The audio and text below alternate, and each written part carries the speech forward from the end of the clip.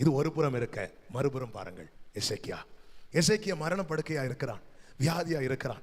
அப்பொழுது ஏசாயா வந்து சொல்றான், வீட்டு காரியத்தை ஒழுங்குபடுத்தும், நீர் மரிப்பீர், பிழைக்க மாட்டீர். அவன் கதறுகிறான், தன்னுடைய காரியத்துக்காக கதறினான், சுவர் புறமாய் திரும்பி கண்ணீர் வடித்தான்.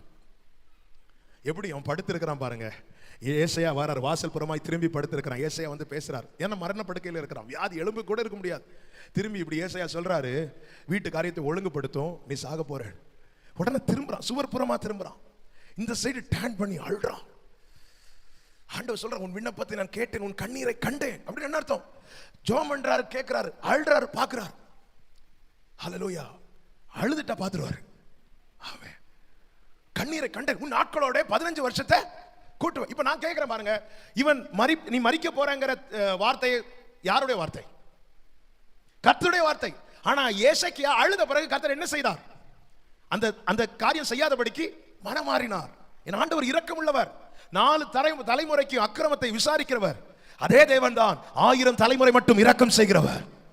பாருங்க, இப்ப எசேக்கியாவுக்கு 15 வருஷம் கூட்டி கொடுக்கப்படுகிறது. இந்த நேரத்தில் பாபிலோன் ராஜா வருகிறான். பாபிலோன் ராஜாவை கூட்டி அரண்மனைக்குள்ள, ஆலயத்துக்குள்ள எல்லா பொக்கிஷத்தையும் காட்டி கொடுத்துட்டான்.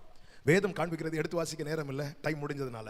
வேதம் சொல்லுகிறது, அவன் மேட்டிமையானான். கர்த்தர் செய்த உபகாரத்துக்கு தக்கதாய் நடவாமல் மனமேட்டிமையானான். கர்த்தர் எச்சரித்த போது தன்னை தாழ்த்தினான். ஆனா அவன் சில தீமையான காரியங்களுக்கு டோரை ஓபன் பண்ணி கொடுத்ததுனால தீர்க்கதரிசி திரும்பி வந்து சொல்லுகிறார். என்ன சொல்லுகிறார் தெரியுமா? நீ இப்படி இந்த பொக்கிஷத்தெல்லாம் காட்டினதுனால உன் குமாரர்கள், உன் பிள்ளைகள், உன் தலைமுறை பாபிலோனுக்கு அடிமையாய் கொண்டு போகப்படுவார்கள். ஆனா நீ கர்த்தரை நம்பி இருந்ததுனால உன் நாட்களில் சமாதானமா இருக்கும் அப்படின்னு. எசேக்கியா என்ன சொன்னான் தெரியுமா? தன்னுடைய ஜீவனை காக்க சுவர்புறமாய் திரும்பி அழுத எசேக்கியா, தன் பிள்ளைகள், தன் தலைமுறை அடிமைப்படுவார்கள் என்கிற செய்தி கேட்டதும் அவன் அழாமல், பரவாயில்ல, என் காலத்திலேயாவது, அந்த ஏசாயா 39 கடைசி மட்டும் வாசிங்க. ஏசாயா 39 கடைசி. அப்பொழுது எசேக்கியா, நீர் சொன்ன கர்த்தருடைய வார்த்தை நல்லதுதான் என்று சொல்லி, என் நாட்களிலாவது, நாளைக்கு உன் பிள்ளைக்கு கஷ்டம்டா, பரவாயில்ல, நாளைக்கு தானே, என் நாட்களிலாவது சமாதானமும் நமக்கு தெரியும். அடுத்த தலைமுறை மனாசே வந்தான். அந்த மனாசையின் நிமித்தம் யூதா கோத்திரம் முழுவதும் கைவிடப்பட்டது.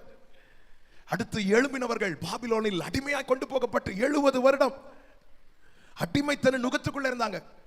எசேக்கியாவே, உன் வாழ்க்கையில ஒரு பிரச்சனை வரும்போது இவ்வளவு அழ தெரிஞ்சதே, உன் பிள்ளைக்காக அழ முடியலையே, உன்னால உன் தலைமுறைக்காக அழ முடியலையே.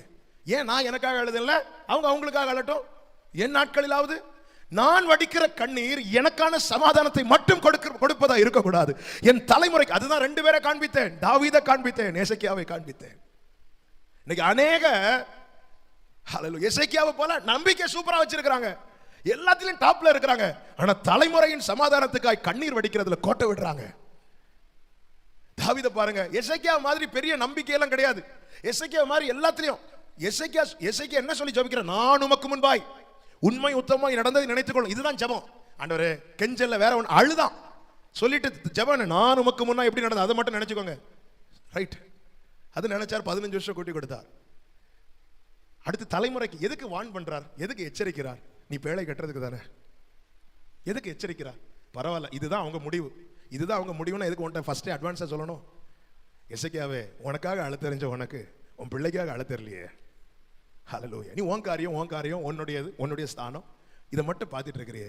அடுத்து ஒரு தலைமுறை உன்னை நம்பி தான் கையில கொடுத்திருக்கிறார். ஹல்லேலூயா, ஹல்லேலூயா. ஆவியான ஒரு சபைகளுக்கு சொல்லுகிறதை காதுள்ளவன் கேட்க கடவன். தாவீதுக்கும் எசேக்கியாவுக்கும் வித்தியாசம் இதுதான். ஹல்லேலூயா, ஹல்லேலூயா. ஆமென். கர்த்தர் நம்பி கொடுத்த குடும்பத்துக்காக, கர்த்தர் நம்பி கொடுத்த பிள்ளைகளுக்காக ஒவ்வொரு நாளும் கண்ணீர் வடிக்கணும், ஒவ்வொரு நாளும் கண்ணீர் வடிக்கணும். கர்த்தர் காவாராகில் காவலாளி விழித்திருப்பது விருதா. நான் செய்ய வேண்டியதெல்லாம் செஞ்சுட்டேன். கர்த்தர் வீட்டை கட்டாராகில் கட்டுகிறவர்களின் பிரயாசம் விருதா. ஆமென். தேவ சமூகத்தில் ஒப்பு கொடுக்கிற காரியங்களை தான் கர்த்தர் பொறுப்படுத்துவார். நம்முடைய தலைமுறை, நம்முடைய சொந்தங்கள் நம் கண்ணு முன்னாடி தேவன் எச்சரிப்பார், தேவன் உணர்த்துவார். அந்த காரியத்தை பாரு, இதுதான் முடிவுன்னு ஆண்டவர் என்று சொல்லிட்டார்ப்பா. அதனால அப்படி இல்லை, அழணும். சுவர் புறமாய் திரும்பி நமக்காக அழுதது போல நம்முடையவர்களுக்காகவும் அழ நாம் நம்மை ஒப்பு கொடுப்போம். கர்த்தர் ஒவ்வொருவரையும் ஆசீர்வதிப்பாராக. கண்களை